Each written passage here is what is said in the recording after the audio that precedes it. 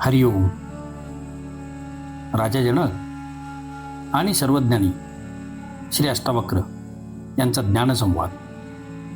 अष्टावक्र गीता, अध्याय 12, श्लोक 7. अचिंत्यम चिंत्यमानो अपि चिंतारूपम भजतस्सो त्यक्त्वा तभ्यावनम तस्मादेव मेवाहमास्थितः. अनुवाद. ब्रह्मतत्वाचे चिंतन करताना सुद्धा काही पुरुष चिंता करीत असतात. म्हणून त्या भावनेचा त्याग करून भावनामुक्त होऊन मी स्थिर वृत्तीने अस्तित्वात आहे. विवेचन. कृष्णाची गीता हा उपासकासाठी केलेला उपदेश आहे, परंतु अष्टावक्र गीता ही उपासनेनंतरच्या सिद्ध अवस्थेच्या अनुभूतीचे वर्णन आहे. यात उपदेश नाही तर कसोट्या आहेत, ज्यांच्यावर पारखून आत्मज्ञानी झाल्याचे सांगणाऱ्या व्यक्तींचे परीक्षण करता येते. या कसोट्यानुसार ज्याला ज्ञान झाले आहे तोच ज्ञानी असे जाणावे. या जगात अनेक व्यक्ती स्वतःला सिद्ध म्हणून घेतात, महात्मा म्हणून घेतात. आपण ज्ञानी झाल्याचे, तीर्थकर असल्याचे, भगवान व संत असल्याचे जाहीर करतात. या सर्वांना अष्टावक्र गीतेच्या कसोटीवर पारखून पाहता येणे शक्य आहे. जर या कसोट्यानुसार त्यांना अनुभूती झाली असेल तर त्याला आत्मज्ञान प्राप्त झाले असे मानता येईल, अन्यथा मुळीच नाही. अन्यथा त्यांना आत्मज्ञानाची केवळ भ्रांती झालेली आहे किंवा ते केवळ ढोंग करत आहेत हे सिद्ध आहे. आत्मज्ञानाच्या अशा अचूक कसोट्या अन्यत्र कुठे उपलब्ध नाहीत. अष्टावक्र गीता एखादा सिद्धांत नाही. अष्टावक्र गीता म्हणजे अध्यात्मातील एक वैज्ञानिक वक्तव्य आहे व ते सर्व देश, धर्म, काल, संप्रदाय, जाती व वर्ग यांच्या पलीकडील व त्या सर्वांवरचे म्हणजेच त्या सर्वांचे निरपेक्ष असे आहे. आध्यात्मिक क्षेत्रातील हे वैज्ञानिक वक्तव्य म्हणजे साऱ्या विश्वाचा मौलिक पारंपरिक वारसा आहे. धर्माच्या नावावर प्रचलित असलेले अनेक पाखंडी व ढोंगी व्यक्तींची मुखवटे फाडण्याचे काम अष्टावक्र गीतेतील कसोट्यांनी करणे शक्य आहे.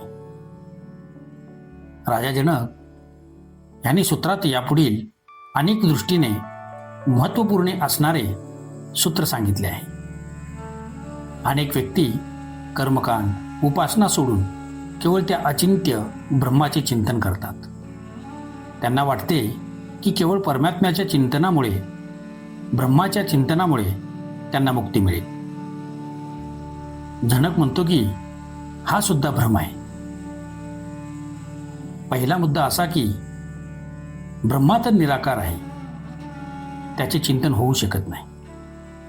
शिवाय चिंतन करणाऱ्याला चिंतन करण्याचीच चिंता असते. आज चिंतन झाले नाही, आज ध्यान किंवा समाधी लागली नाही याचीच चिंता होती. या प्रकारे या चिंतनात सुद्धा कर्ताभाव असतो. मी चिंतन करतो असा मी भाव, मीपणा असतो. म्हणून चिंतन करणारा मनुष्य ब्रह्माच्या ऐवजी चिंतेचेच चिंतन जास्त करतो. आत्मज्ञान प्राप्त झाल्याने राजा जनक या ब्रह्माच्या चैतन्याच्या चिंतातूनच सुद्धा मुक्त होऊन आपल्या आत्मरूपात स्थिर आहे. ब्रह्मचिंतनाच्या चिंतेतून सुद्धा राजा जनक मुक्त आहे. अध्याय 12, श्लोक 8. एवमेव कृतं येन स कृतार्थो भवेदसो एवमेव स्वभावो यः स कृतार्थो भवेदसो. अनुवाद. सर्व साधने, उपासना व अन्य क्रियारहित होण्याची अवस्था प्राप्त केली आहे असा पुरुष कृत्यकृत्य आहे, धन्य आहे. आणि तसा ज्यांचा स्वाभाविकरित्या स्वभावच झाला आहे तो पुरुष तर कृत्यकृत्य आहे. हे काय सांगायला हवे? विवेचन. कोणतीही साधना न करता जप, तप, योग, भक्ती, पूजा, उपासना, ध्यान व अन्य क्रियाकर्म न करताच राजा जनकाला आत्मज्ञानाची प्राप्ती झाली आहे. परंतु तरी राजा जनक ह्या सर्व गोष्टी व्यर्थ आहे असे म्हणत नाही.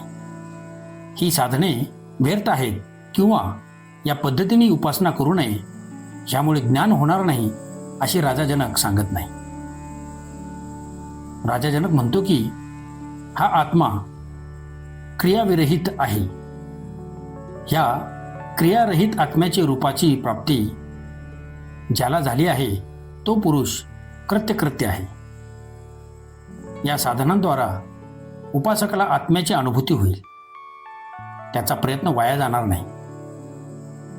साधनांद्वारे सुद्धा अशी स्थिती प्राप्त केली तर राजा जनक त्याचे महत्त्व नाकारत नाही. परंतु जो स्वभावानेच स्वभाव म्हणजे आत्मभावरूप आहे तो तर खरोखरीच धन्य आहे, कृत्यकृत्य आहे. यात काही शंका.